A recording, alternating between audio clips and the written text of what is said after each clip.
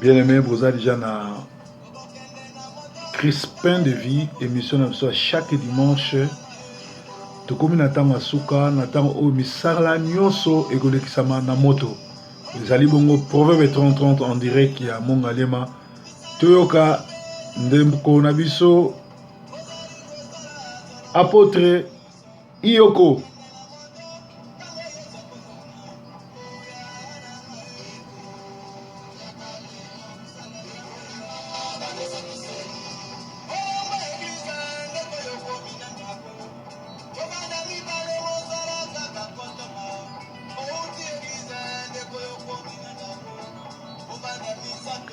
Bon dimanche, Nabanda Kunabino, vous allez en direct. Il y a Sentinelle TV, Jésus-Christ pain de vie.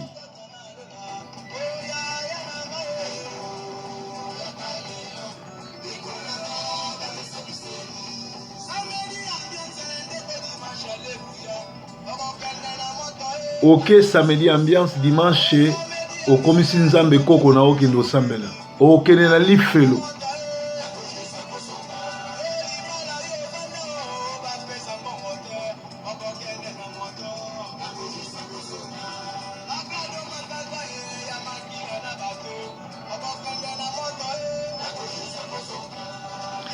Naïbi que vous êtes belé, boza cause la proverbe 30-30, le messager de la bonne nouvelle, pasteur de la diaspora, Oyo, Aza Kote Asango Malam, Pebondimi et Poboyambi. Merci, apôtre Yoko, Oyo, ba invité en France, Bandeko Bazana à Paris, Calamité Paris, ils ont bougé, parce que proverbe 30-30, ça l'atterrissage est forcé.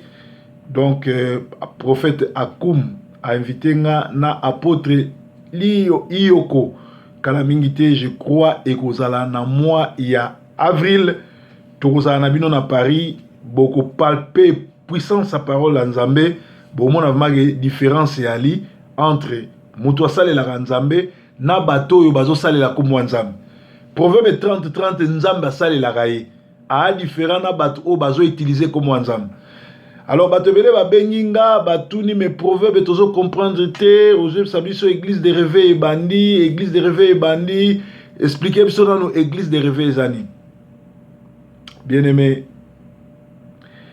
réveil et la kisi bolamuki. C'est que ce qui bolamuki, koti c'est que batu balalaki. Alors, nani a memi bolamuki? Mutu a memi bolamuki, ezali nkolo Yesu. Amemia ngondeni alongwe Nzambe akomi moto, c'est-à-dire aye lokola Emmanuel Nzambe kati na bato alongoli nzoto ne ya bonzambe akiti na se pona ko sauver mokili. Na yebisaki bino ke Nzambe bandakala ayaka kaka po sauver mutu, abandaki yango na Abraham, aye na Lot. Lot azali grand prédicateur a prêché 100 ans à gagner kaka famille na ye. Alors na obenda batu matoi, na obenda bino matoi, batu oyo ba yebi makambo Nzambe te ba ko te sango malamu eza blague te. Ame moko azo coûter trop cher. Ame moko a coûtera plus de $300,000. Ame moko. Yango na Bible lobi soki moto azana mokili, soka ye pa Nzambe sa si feti. Et ko te sango malamu eza blague te. Ndeko na biso oyo apôtre atei sango malamu, mosali na Nzambe atei sango malamu, mutu anguya atei 100 ans agane kaka mwasi na ye na bana na ye na basi ya bana na bango. Vrai sango malamu yango oyo. Sango malamu eza lokola lelo te obozomona mutu abi abongwana dimanche azo bolumbu na église. Mutu alobi abongwama azobota na pasteur. Mutu alobi abongwama azotia ye na pasteur bazolongola bazemi. Wana ya sango malamu te. Eza sango malamu te baza na kati ya bozindo. Ba na kati ya kobunga nzela. Alléluia. Sango malamu ezali ko gagner ba âme et âme moko kutaka cher. Nzambe a utilisé joker ya ndenge na ndenge pona sauver mokili. Amoni kezo simba te ye moko akiti. L'air akiti aponi 12 pécheurs. 12 pécheurs. L'air Jésus a quitté la mokili. Aye Emmanuel nzambe kati na bato aleki na nzela Marie parce que Marie boyebi histoire à Marie azalaki vierge akoka kozwa zemi te, c'est-à-dire aleki na nzela Marie abotami na mokili po aya ko sauver mokili. Mais Jésus akutanaki na ba pharisien na ba sadducéen o bazaki ba pasteur époque wana. Tokenda na Matthieu 23 azoyebisa sabango nini. Matthieu 23 13. Malheur à vous scribes et pharisiens hypocrites, parce que vous fermez aux hommes les royaumes des cieux, vous n'y entrez pas vous-même et vous n'y laissez pas entrer ceux qui veulent entrer. Moutazolo ba moizanan. Jésus azolo bela banan. Azolo bela ba scribe na ba pharisien oyo lelo baza ba pasteur. Musala ba moiza yini. Ba boyi kokota lola pe ba tie bar, ba tie kal, bato ba ni ba kota lola te. Alors Jésus alobi non denga na yeboye na ye ko sala révolution parce que sango malamu ezali mouvement ya révolution. Christianisme est un mouvement de révolution. Jésus leur a dit, aye okuta ba Romain bazo kanza ba Romain bazo régner ndenge kaka Kabila na ba Rwandais bazo sala na Congo. Omeki ba betio, omeki ba sali oboy. Mais Jésus a yé azui 12 pécheurs bato batanga te a koti bango idéologie habito me ma réveil. Et Jésus a bandi na message à Liboso à Pessi Awa, nazo ki nokolobela sur Matthieu 24, Toubani na 21, car alors la détresse sera si grande qu'il n'y en aura point eu de pareil depuis le commencement du monde jusqu'à présent, et qu'il n'y en aura jamais. Et si ces jours n'étaient pas abrégés, personne n'y serait sauvé. Mais à cause des élus, ces jours seront abrégés. Si quelqu'un vous dit alors, le Christ est ici ou il est là, ne le croyez pas.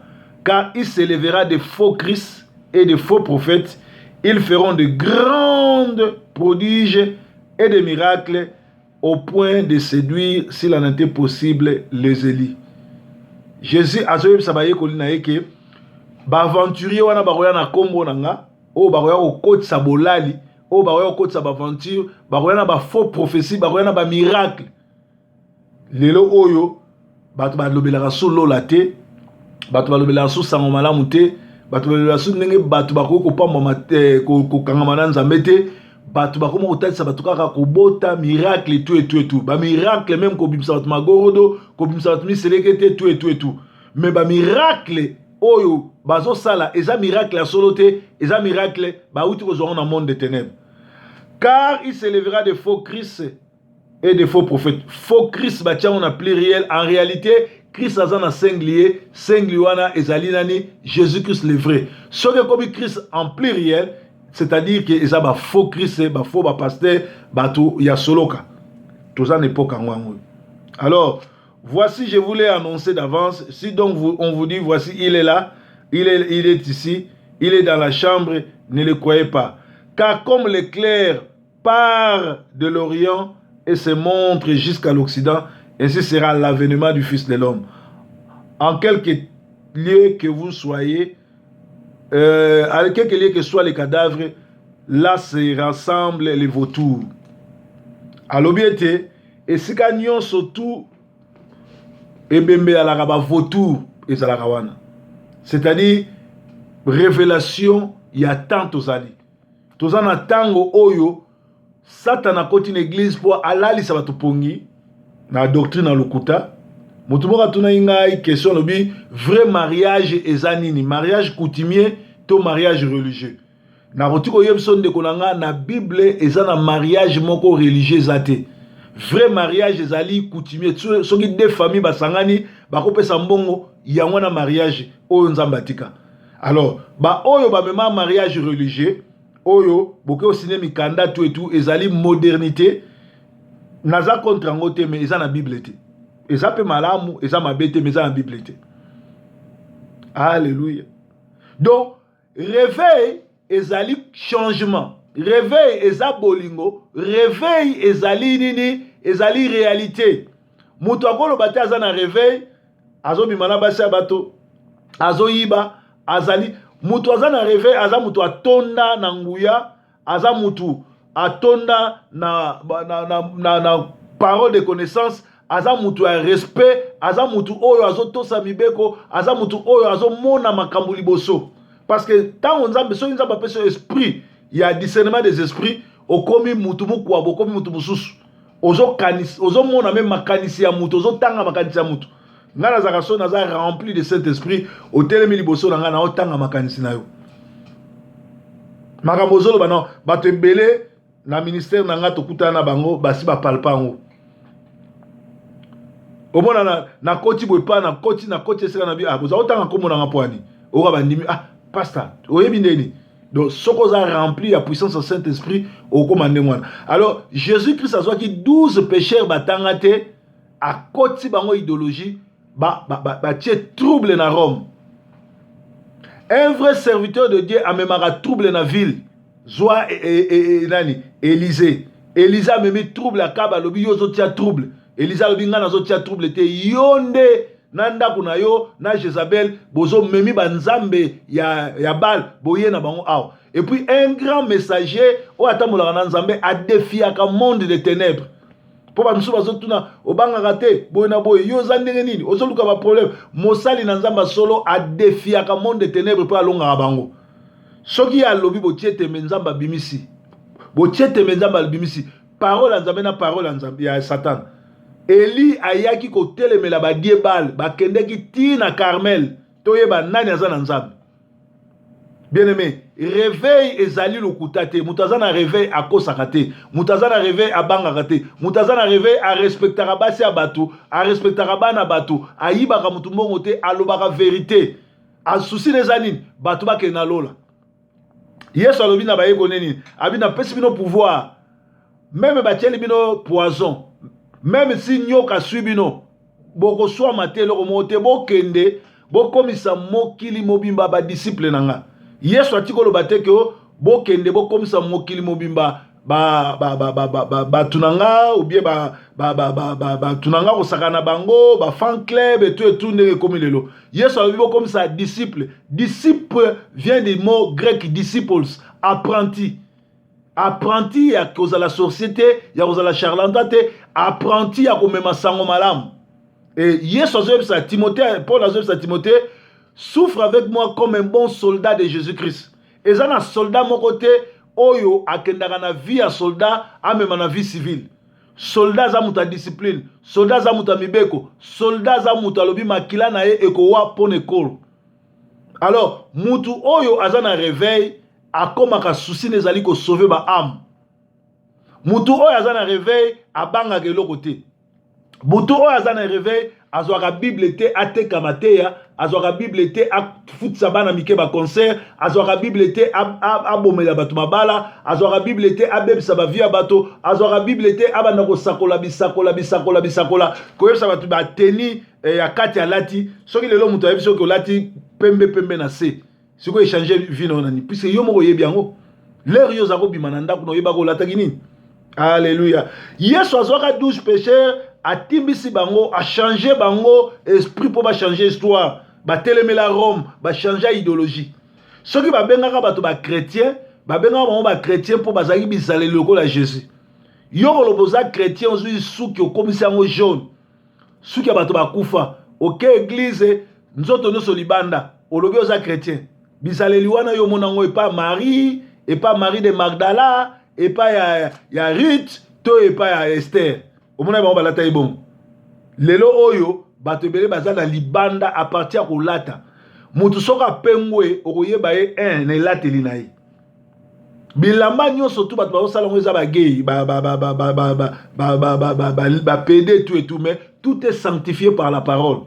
Eza na lamba mususu ateza ndenge ni na ko lata ngote, mais bilamba nyonso tu na kozwa na sombi na purifier ngo na lati.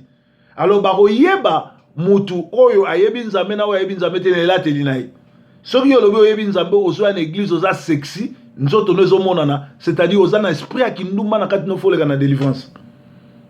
Alléluia. Alléluia. Mutu aza na esprit azalaka plein d'esprit ya ya vérité na bolingo. Mutazan esprit akolinga te prochain na ya nyokoma. Mutazan esprit akolinga te ayiba baninga. Mutazan esprit akomi ko consoler batu mususu. Mutazan esprit azui para batu mususu. Tokei na tango église na acte des apôtres. Na acte des apôtres 4, église na ne bani na acte des apôtres. Tala ndenge église bani na acte des apôtres. Parce que ça exhortation, tout ça moins dans 20 minutes, tout ça on sonne tembelé, ça dimanche exhortation. Mais il y a bombardé bino maté belé. Alors oh il y a comment kobima na blocage sur la ndien bien. Bato belé bazo benganga sur la ndien maté wana tango zo benganga loba pasta nga nazo benga yo nazo se retrouver na catégorie telle. Nazaka na semence mais na semaka na mabela malamu te. Ou nazali mutu oyo nazali moyimi nazana mukanda mais na lingana ko sala te na vivre na chômage. Ou naza jara bat oyo bazwaka ba carte bazo benga na Kinshasa batina bango mai batina bango mungwa batina bango boye po babota bana bisimbi awa bafuta bango mbongo. Comme ça to yeba catégorie nini yo zali po to bonda pona mais faut yeba nzambe apambola ka mutu na musala. Soki yo sala ke lokote nzamba ko pambola te nzamba pambola ka musala ya mutu. Soki yo sala ke lokote yo za chômeur ni nzamba pambola ndene. Donc tolobiango acte des apôtres. Tobani la première verset. Théophile, je parlais dans mon premier livre de tout ce que Jésus a commencé à faire, d'enseigner dès le commencement jusqu'à nos jours où il fut enlevé au ciel après avoir donné ses ordres par le Saint-Esprit aux apôtres qu'il avait choisis. Après qu'il y souffert, il leur apparut vivant et leur donna plusieurs preuves se montrant et pendant 40 jours et parlant des choses qui concernent le royaume des cieux. Jésus parlait des choses qui concernent le royaume des cieux. Jésus était contre sur le plaisir de ce monde. D'ailleurs, il a dit, n'aimez pas le monde et ses convoitises. Pourquoi ça trop mondain? Comme il se trouvait avec eux, il est recommandé de ne pas s'éloigner de Jérusalem, mais d'attendre ce que le Père avait promis, ce que je vous ai annoncé. Leur dit-il, car Jean a baptisé d'eau, moi, dans peu de jours, vous serez baptisés du Saint-Esprit. Et lorsque batu bazana réveil te bazana molili bazana kolala pongi, c'est parce que baza baptisé dans Saint-Esprit. Dans Matthieu 25, bazo parler sur le mariage, il y a baba c'est kazomi o bazako c'est la mobile. Dénominateur commun, il y a 10 vierges Johanna et Ali, tous dormaient comme les l'époux tardait. Comme Yesu a oumeli azoyate, alors batuna batu bakeo simba bokoko, bako simba bisimba simba bakeo simba nini, bako miko sala ndenge esprit zoyela bango. Ndenge esprit zoyela bango ko nkolo a oumeli. Lokola nkolo a oumeli, ale bako timokili, batu babina kala bako timokili na kati ya église. Lokola nkolo a oumeli azoyate, ale bakoti les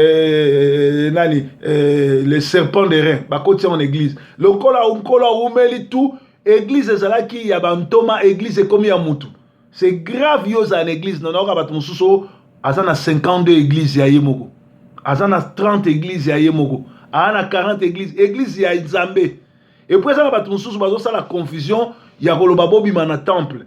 Normalement, nzamba vanda suna temple o batonga te nzamba vanda na nzoto wa muteza temple mais tango tu peux bobimi une église boko sambela na ndako za bâtiment. Il faut to lo bato bima na ba esprit ya ba nicolaïte parce que zana bato musu bazana kati ya bâtiment bazo salela nzamba solo. Eza bato musu pe bazala kati ya bandako bazo salela nzamba solo. Siko futo senga bato ba bima na église o ya ba nicolaïte.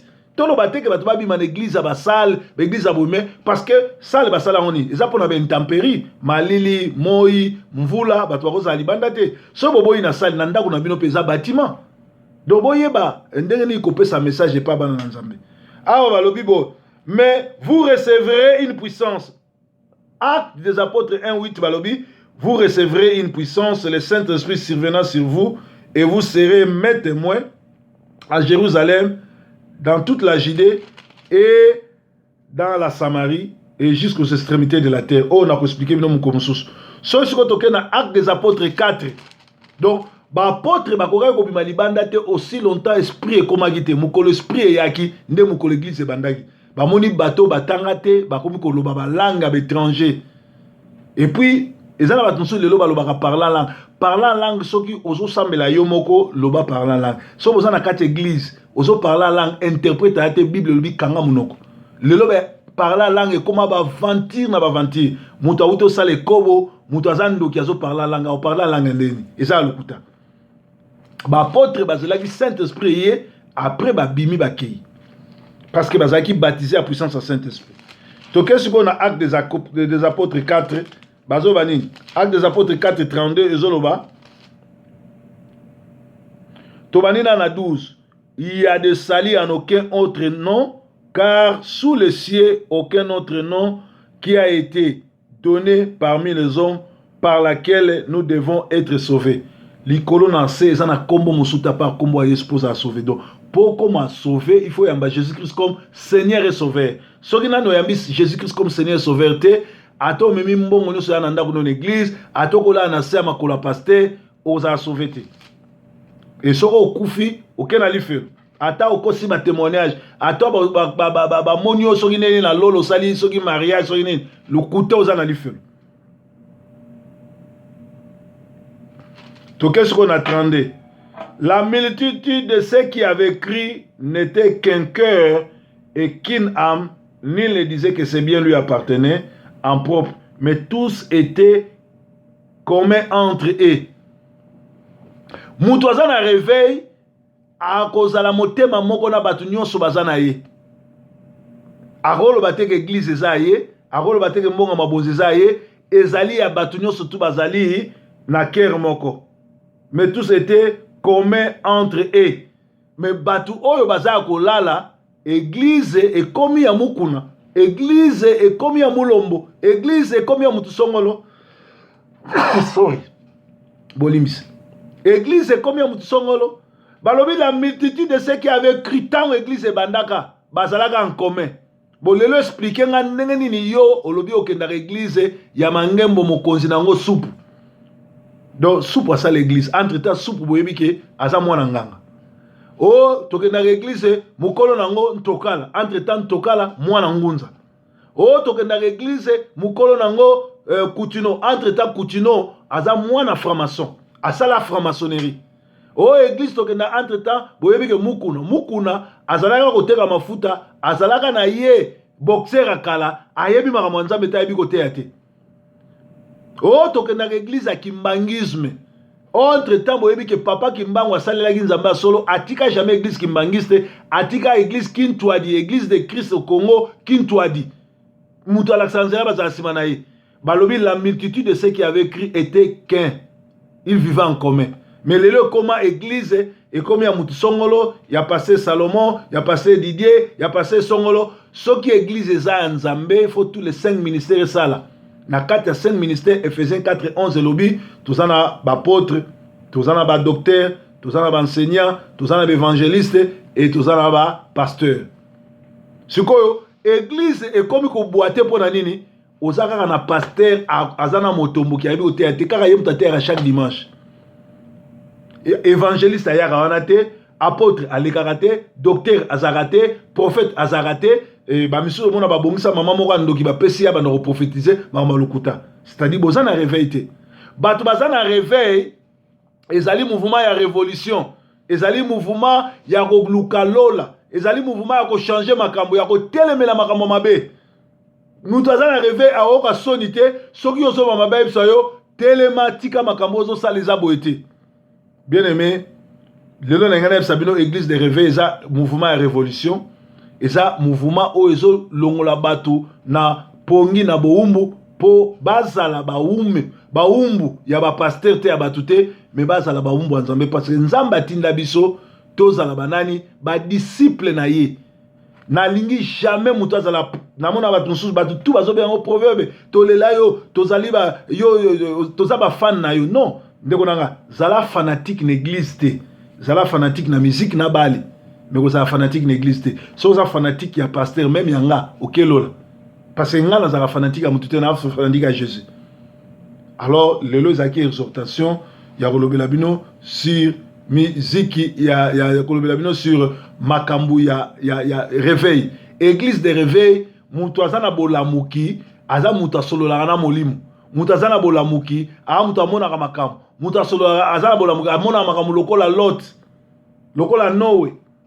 Noé ake kosala masuwa na kati ya ville. Na époque ya Noé, babengaki mutu aliboma, mais amonaki molimo lakisaki déjà délige kobeta. Yango moni Noé alangwe masanga po akoka kokotisa papa ne na nanite na archite akoka kokotisa ba voisin nete banoko nete l'air avandi na fenêtre atala boye ebemba mama ne bimi likolo atala boye ebemba noko na ebemba voisin na ye. Bien aimé, sango malamu ezali kambo kosaka na ngote. Sango malamu ezali kambo kosaka na ngote ko gagner am moko epesama na mutu nyonso tute. Yango moni lelo omona mutu ana batu 100 tuna ye na batu 100 za na bango boni baza pre bake na lola bazate. Église monene Bible lobi ezasika mibale misatu basangani. Nzambe nanga amona bino, nzambe nanga pambola bino, ezaki exhortation lelo. Soki nano yamba Yesu te sala prière oloba nkolo Yesu. Natambusa ibo moyina nganga moko, nayebi ke tokomi na tango suka, na tango oyo bato ebele baza bolali bazomema bato na lifelo. Yo yambanga lokola nzambe pe mobikisi na fongoli nzoto nanga na fongoli molimo nanga okota lokola mokonzi po mobateli ozala nzambe nanga obatelanga na kombo na Yesu Kristo oza nzambe malamu kuma mama na yo amen po yo oza nzambe malamu obongwani te nzambe oyo abatelaka oyo atombolaka zwa na yo lokumu na kombo na Yesu Kristo. Tobaki bato ya Paris kala mingi te nazokita kuna bolandaka ba publicité oza malamu. Merci, nzamba pambola bino.